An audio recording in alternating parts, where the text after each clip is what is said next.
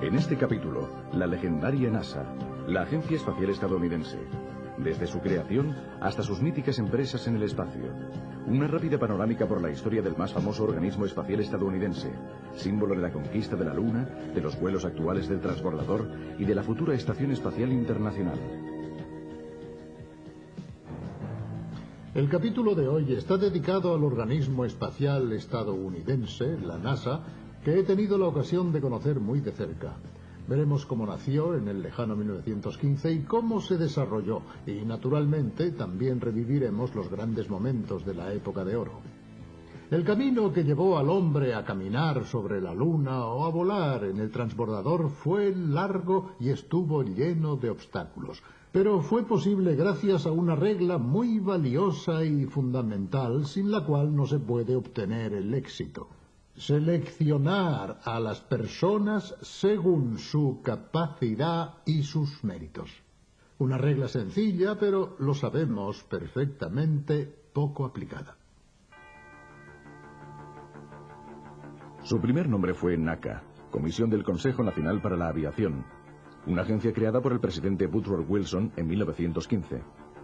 Su objetivo, convertir a Estados Unidos en líder en el campo de la aeronáutica. En menos de 30 años, los ingenieros que habían empezado estudiando los problemas de aviones como este, se encontraron proyectando aeroplanos destinados a misiones en el cosmos a millones de kilómetros de la Tierra. En los años 50, la NACA se dotó de modernos túneles aerodinámicos. Comenzaba sus investigaciones en el campo de los misiles y de los satélites. El 7 de octubre de 1957, Estados Unidos y el resto del mundo fueron saludados por la señal del Sputnik 1. La Unión Soviética había puesto en órbita el primer satélite artificial. A principios del año siguiente se puso en órbita el primer satélite estadounidense, el Explorer, y se descubrió una densa franja de radiaciones que rodeaba nuestro planeta. Pocos podían imaginar en aquellos tiempos que saldríamos de la delgada atmósfera que rodea nuestro planeta y que las ondas automáticas alcanzarían los confines del sistema solar.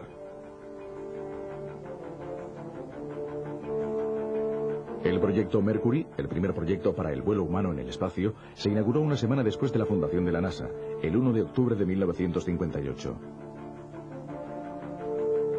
Se eligió a 7 pilotos de pruebas para convertirse en astronautas: Donald Slayton, Alan Shepard, Walter Schirra, Virgil Grissom, John Glenn, Gordon Cooper y Scott Carpenter.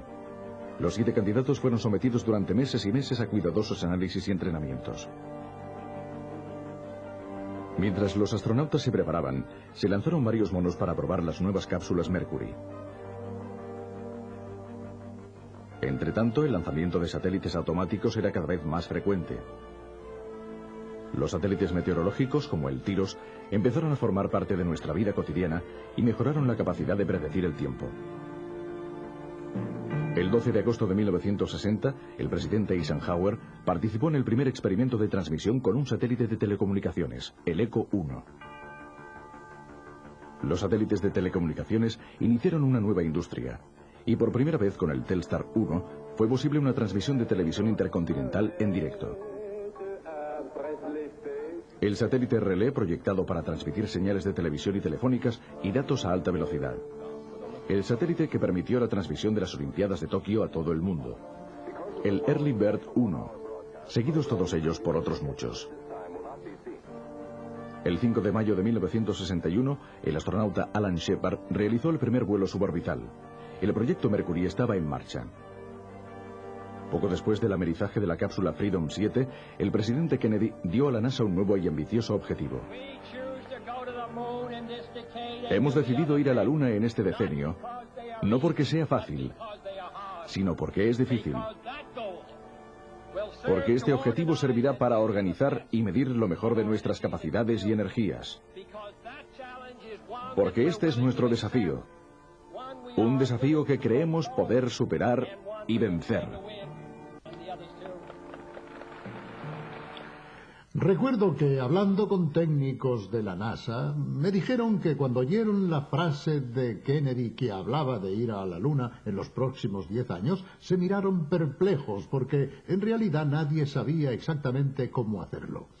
Desde luego había proyectos, ideas, desarrollos tecnológicos, pero entre el dicho y el hecho había de por medio un buen trecho. Había casi 400.000 kilómetros de vacío y sobre todo el problema de hacer volver la nave espacial desde la Luna para que los astronautas regresaran sanos y salvos a la Tierra.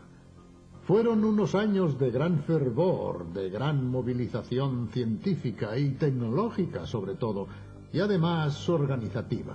De hecho, alguien me dijo que lo más arduo, lo más extraordinario de la conquista de la Luna fue precisamente la capacidad organizativa para hacer trabajar en perfecta sincronía a decenas, a cientos de miles de personas en distintos lugares y tiempos para llegar después a concentrar todo en ese pequeño vehículo de desembarco que descendió en unos pocos metros cuadrados.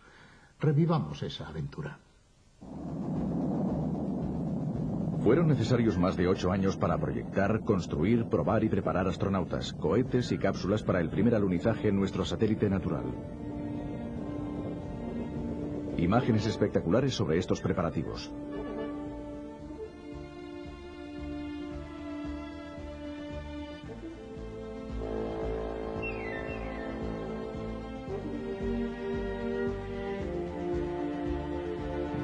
El gigantesco cohete Saturno V se ensambló en el Kennedy Space Center, en Florida. Todo lo relacionado con el Saturno V era enorme. El cohete, el edificio en el que había sido construido y el sistema de cadena para transportarlo hasta la rampa de lanzamiento. El Saturno V, totalmente cargado, tenía una altura superior a los 110 metros. Sus motores principales generaban 160 millones de caballos y las bombas inyectaban el combustible en los motores con la fuerza de 30 locomotoras diésel. Cuando el Saturno V se elevó de la rampa 39 para su vuelo inaugural, pesaba más de 2.800 toneladas.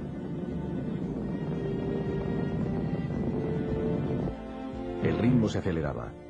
Empezando por el Apolo 8, cada Saturno ponía en órbita una tripulación de 3 astronautas. 2 días antes de la Navidad de 1968, los astronautas Lowell, Borman y Anders se convirtieron en los primeros seres humanos que abandonaron el campo gravitatorio terrestre para adentrarse en el de otro cuerpo del sistema solar, la Luna.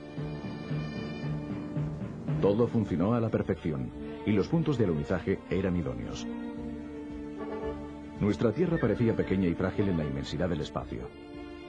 Con esta imagen de la Tierra vista desde la Luna, nuestros sentimientos hacia el planeta cambiaron radicalmente. Las limitaciones del medio terrestre y de sus recursos se hicieron patentes como nunca. En los 2 vuelos siguientes, el 9 y el 10, prosiguieron los entrenamientos para el primer alunizaje. Todo estaba preparado. Los astronautas Neil Armstrong, Edwin Aldrin y Michael Collins realizaron el histórico viaje. Próxima parada, el Mar de la Tranquilidad. You're looking great. Coming up 9 minutes. We're now in the approach phase. Everything looking good. Contact light. Tranquility Base here. The Eagle has landed.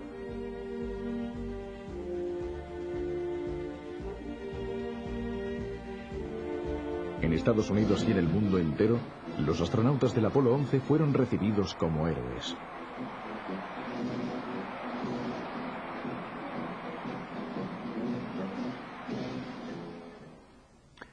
Pero existe otra aventura menos heroica y menos espectacular de la que la NASA se ha estado ocupando durante todos estos años. Se trata de la auténtica conquista del espacio a través de las ondas que han permitido visitar el sistema solar a lo largo y a lo ancho y adquirir conocimientos extraordinarios. Los datos recogidos y las imágenes fotográficas obtenidas por estos vehículos automáticos han revolucionado nuestros conocimientos sobre el universo y no solo sobre nuestro sistema solar. No había astronautas a bordo, no existía la emoción, ni el miedo, ni la incógnita de esos viajes llenos de peligros. Pero a bordo había unos instrumentos tan sofisticados que nos han permitido, con muchos menos riesgos y sobre todo con mucho menos dinero, llegar mucho